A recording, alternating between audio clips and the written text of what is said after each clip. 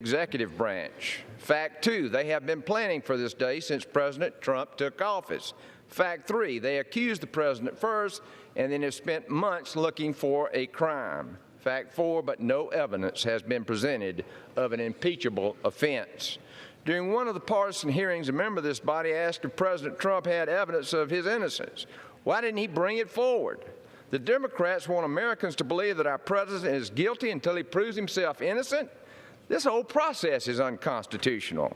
Today we've heard both sides, but we need to get the truth. And the truth is the decision of who should be our president should be made by the American people, not Speaker Pelosi, Adam Schiff, and House Democrats. Thank you, and I yield back. Gentleman from California. Madam Speaker, I recognize the gentleman from New York, Mr. Engel, Chairman Engel, for 3 minutes. Gentleman is recognized for 3 minutes.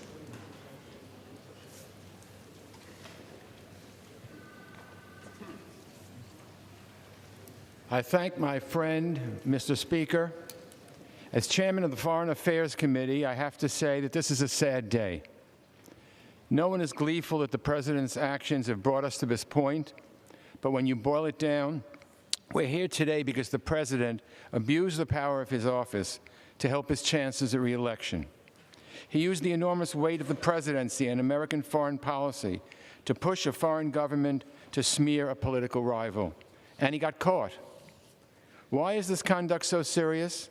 Why has the president's behavior pushed the House of Representatives to exercise one of its most consequential constitutional responsibilities? Because corrupting an American election, particularly in cahoots with a foreign power, means corrupting American democracy. Our elections are at the heart of our democracy, the foundation of what makes our system of government great, our republic, if we can keep it, as Benjamin Franklin once said. If our elections aren't fair, then our republic cannot stand.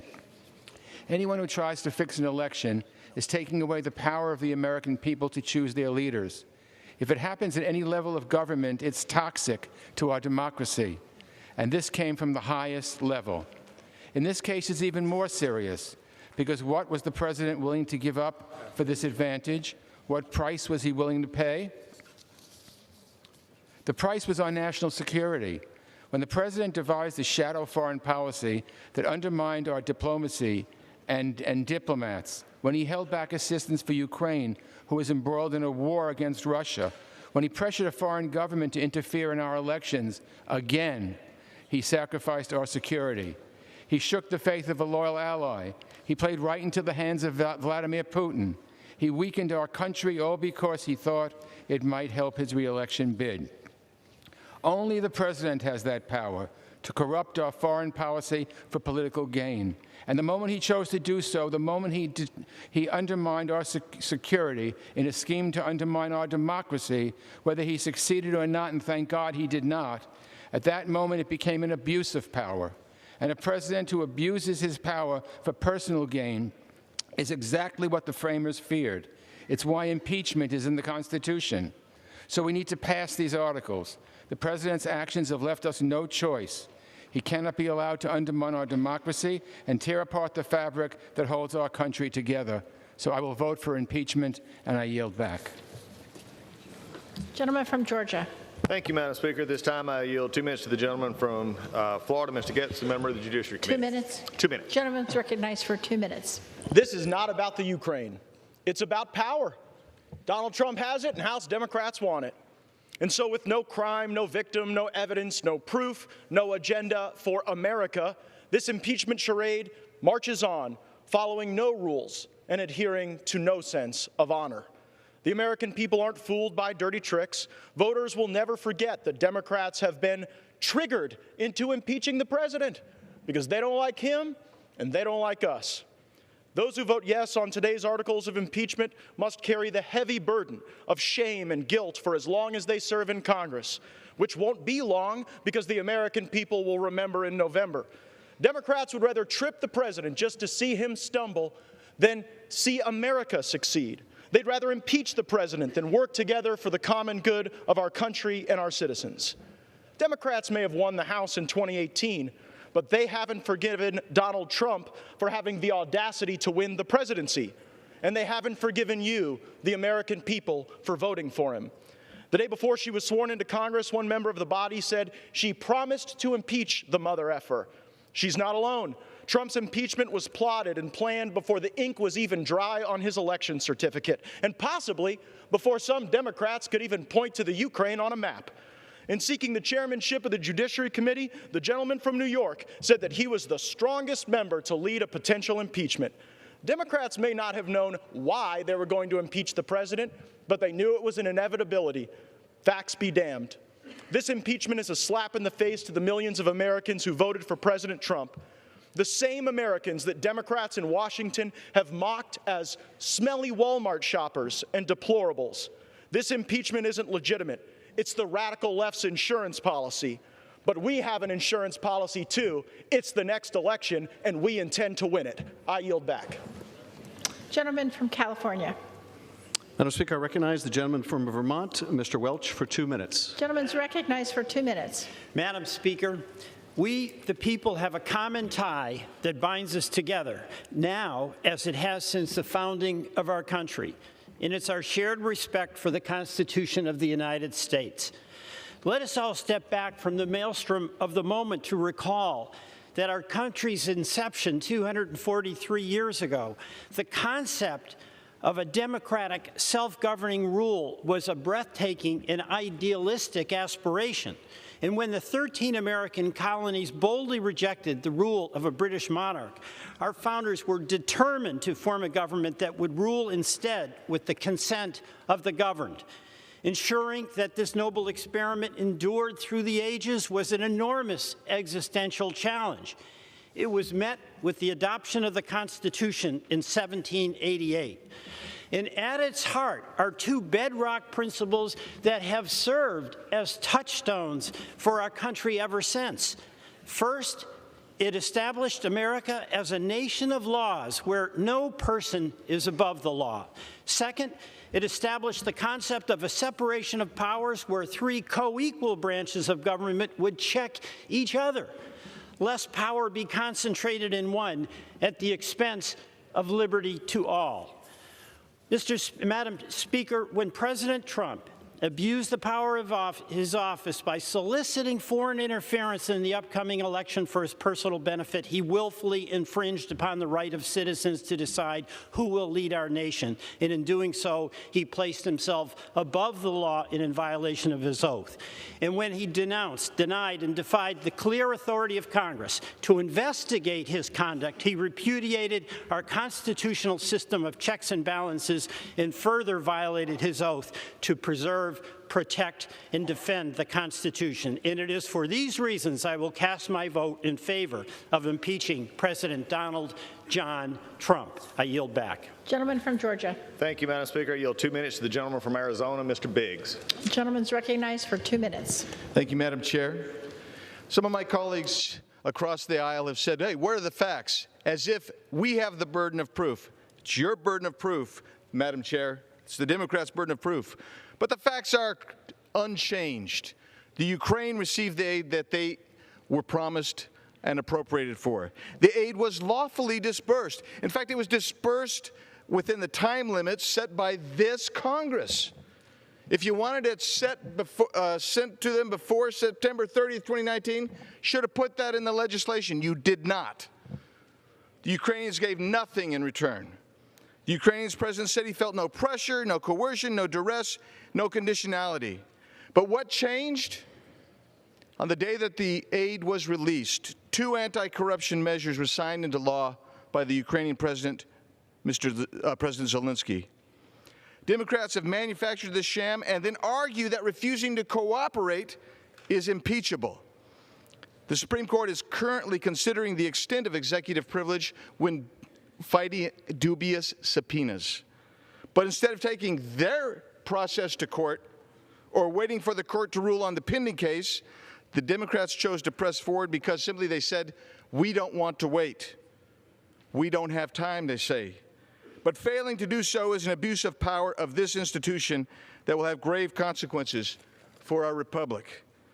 Now, when the other side claims they proceed with soberness I'm bemused by media reports that indicate they have been admonished not to do a jig today when they win the vote, which we know they will. I am struck that solemnity of process shouldn't need to have an admonition against levity. This process has been partisan, vindictive, dishonest. In this impeachment, Democrats have lied about the content of the July 25th call, met secretly with the whistleblower, held Soviet-style hearings behind closed doors where the Judiciary Committee, the Committee of Jurisdiction, could not attend, blocked the President's counsel from participating in the fact-finding portion of the Inquisition. It has been a sham from start to finish, and I yield back. Gentleman from California. Madam Speaker, I recognize Mr. Scott for a unanimous consent request. Gentleman's recognized. Madam Speaker, I ask unanimous consent to revise and extend remarks in favor of both articles of impeachment. Without objection. Madam Speaker, I recognize Mr. Carson, the congressman from Indiana, for 2 minutes. Gentleman's recognized for 2 minutes. Thank you, Chair, and thank you, Madam Speaker. You know, Madam Speaker, as we continue and consider this historic impeachment vote, let's be clear that the President's actions seriously jeopardize not only America's national security, but the security of our closest allies. His actions threaten the goals of the U.S.-led NATO alliance. You see, Ukraine is a nation working hard to make its democracy stronger. And make no mistake, Ukraine is on the front lines of Russian aggression. Thankfully, U.S. military aid helps Ukraine defend itself against Russia and integrate itself into the European community. When our European allies are stronger, America is stronger. We are better equipped to promote democracy and put a stop to tyranny. But to President Trump, strengthening this valuable national security objective, Madam Speaker, was not as important as smearing a political rival. Madam Speaker, we know that he held nearly $400 million of aid to Ukraine until President Zelensky agreed to help him dig up dirt on his potential 2020 opponent. This aid was approved by Congress with strong bipartisan support. President Trump's actions hurt American diplomacy and undermine the integrity of our nation's promises to our allies. We will not allow our leaders to trade away our national security. We cannot allow Russia's continued threats to democracy go unanswered. And we must not allow our own president of these United States to get away with breaking his own oath of office. Madam Speaker, that is why we take this solemn but necessary vote to impeach. Thank you. And I yield back the balance of my time. Gentleman from Georgia. Thank you, Madam Speaker. I yield a minute and a half to the gentleman from Ohio, Mr. Latta. For what period? Minute and a half. Gentleman's recognized for a minute and a half. Thank you, Madam Speaker. This is a sad day for our country, one that our forefathers warned us against. We have watched this illegitimate impeachment process unfold while making a mockery of our constitutional duties. House Democrats have conducted the most polarizing impeachment process in our nation's history, and the men and women I represent are tired of this Democrat-run House putting political games above our nation's national interest. House Democrats held secret meetings, withheld important documents, deliberately misrepresented information to the public, and did not give due process to the president. This investigation was unfair, and the American people expect more out of Congress. The articles of impeachment are not based on facts, but instead are entirely politically motivated. The truth is, there was no pressure put on President Zelensky, and the transcripts confirm that there was no conditionality. This inquiry has been rigged from the start, lacking fairness, transparency, and truth. It has been a waste of taxpayers' dollars and is based off the opinion of an unnamed whistleblower and hearsay. The accusations in today's proceedings do not align with the facts. This impeachment process is out of step with existing precedent for presidential impeachment proceedings and is not a process I will support. I urge my colleagues to put country first and vote in opposition to the articles of impeachment. Thank you, Madam Speaker. I yield back. Gentleman yields. The gentleman from California is recognized. I thank the gentleman. It is now my pleasure to recognize the gentlelady from New York. Chairwoman Maloney is recognized for 3 minutes. Gentlewoman from New York is recognized. Mr. Speaker, I rise today in support of the impeachment of President Donald J. Trump. President Trump abused the power of his office for his own personal and political gain at the expense of our national security.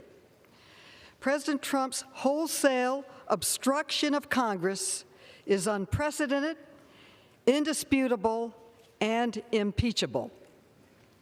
President Trump is the first president in history to openly and completely defy all aspects of the constitutional impeachment process. In an attempt to cover up his abuse of power, he ordered the entire executive branch not to participate in the inquiry and directed it to defy lawful subpoenas from Congress. As chairwoman of the Committee on Oversight and Reform, I find this obstruction particularly offensive. Even President Nixon accepted Congress's impeachment authority and allowed his aides and advisors to produce the documents to Congress. And President Nixon allowed current and former staff to testify in both the House impeachment and the Senate Watergate investigations, including his chief of staff and White House counsel.